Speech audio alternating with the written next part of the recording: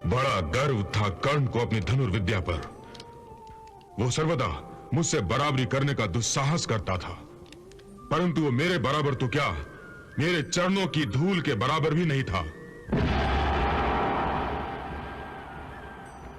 जो सर्वदा अहंकार से सिर उठाकर बातें करने का दुस्साहस करता था, जिसका सिर कभी हम पांडवों के सामने झुका नहीं था, उसी कर्ण का सिर ही आज मैंने उसके धड़ से अलग कर दिया है।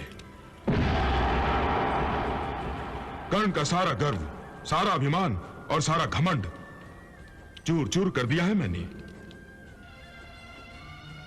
केशव, तुम व्यर्थ ही कर्ण को महत्व दे रहे थे। तुम व्यर्थ ही कर्ण की प्रशंसा करते थे। अरे, मैंने तो उसे बार बार पराजित किया था, बार बार, हर बार।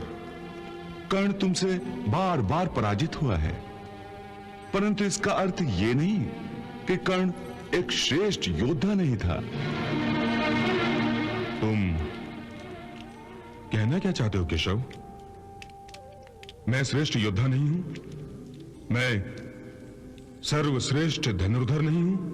पार्थ, पितामह भीष्म तुम्हारे बाणों के कारण निष्क्रिय हुए थे ना? हां। तो क्या पितामह भीष्म से तुम श्रेष्ठ धनुर्धर हो गए? नहीं केशव, पितामह भीष्म की बात दूसरी थी। पितामह भीष्म से मैं श्रेष्ठ कभी नहीं था, कभी नहीं, परंतु कर्ण से मैं अवश्य श्रेष्ठ हूं। पता नहीं तुम कर्ण का ही पक्ष क्यों ले रहे हो? मैंने जब भी कर्ण के रथ पर बाण चलाया है, तो मेरे बाण के प्रहार से कर्ण का रथ 10 कदम पीछे हट जाता था। 10 कदम। और कर्ण जब मेरे रथ पर बाण चलाता था, तो मेरा रथ केवल 2 कदम पीछे हटता था। फिर भी तुम कर्ण की प्रशंसा में वाह वाह करते थे, मेरी नहीं। क्या दोनों के बाणों के प्रहारों की शक्ति में इतना अंतर यह सिद्ध नहीं करता कि मैं श्रेष्ठ धनुर्धर हूं? नहीं। नहीं? परंतु क्यों केशव?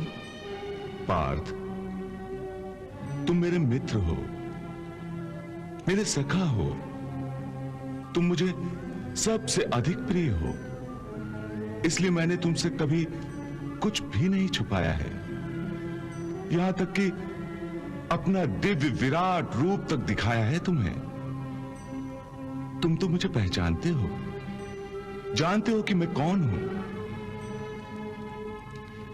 हां केशव, मैं जानता हूं कि तुम त्रिलोकीनाथ हो। तो फिर तुम्हारे जिस रथ पर मैं त्रिलोक का भार लेकर स्वयं बैठा था, क्या उस रथ को कोई अणुमात्र भी पीछे हटा सकता था? नहीं ना? तो फिर कर्ण जब अपने हर प्रहार पर तुम्हारे रथ को केवल 2 कदम पीछे हटा देता था, और तुम उसके रथ को 10 कदम पीछे हटा देते थे, तो तुम ही निर्णय लो पार्थ, किसके बाणों में अधिक शक्ति थी?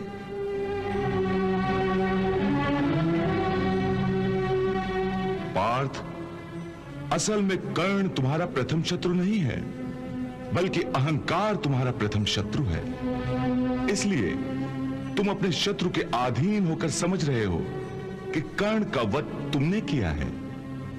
केशव, रथ को पीछे हटा देने की बात तो ठीक है, परंतु इसमें क्या संदेह है कि मैंने कर्ण का वध नहीं किया है? नहीं पार्थ, कर्ण के वध के लिए तुम केवल एक माध्यम बन गए थे। असल में कर्ण का वध तुमने नहीं किया, भार्गव परशुराम जी के श्राप ने किया था। परशुराम जी का श्राप? हां पार्थ, इसीलिए मैं कहता हूं कि कर्ण का वध तुमने नहीं किया, कर्ण को उसके गुरु के श्राप ने मारा है। पार्थ, इसी श्राप के कारण कर्ण की मृत्यु हुई है। सूर्य देवता के प्रदान किए हुए कवच कुंडलों की भांति ये दो श्राप कर्ण के जीवन का अटूट हिस्सा बन चुके थे।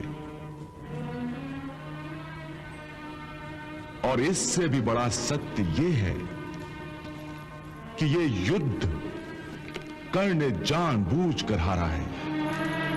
ये क्या कह रहे हो केशव?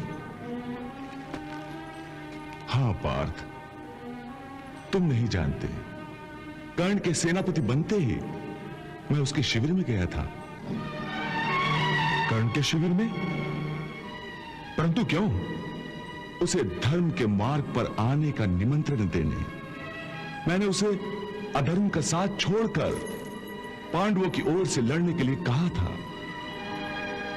परंतु उसने कहा कि भले ही दुर्योधन अधर्म के पथ पर हो, फिर भी दुर्योधन से मित्रता निभाना उसका प्रथम धर्म है।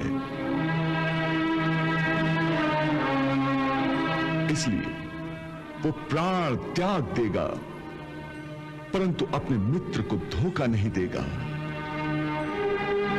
और वही उसने किया। अधर्मी से मित्रता भी निभाई और अपने प्राण देकर धर्म की विजय का पथ भी प्रशस्त कर दिया। हाँ पार्थ, तुमने कर्ण के अंतर में झांक कर नहीं देखा। कर्ण की आत्मा एक महान आत्मा थी।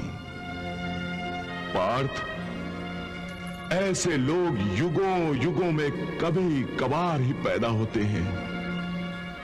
लोग कर्ण को दानवीर यूं ही नहीं कहते। जाते जाते भी उसने अपना दान धर्म निभाया। पांडवों अर्थात धर्म के हित में उसने अपने प्राण दान कर दिए।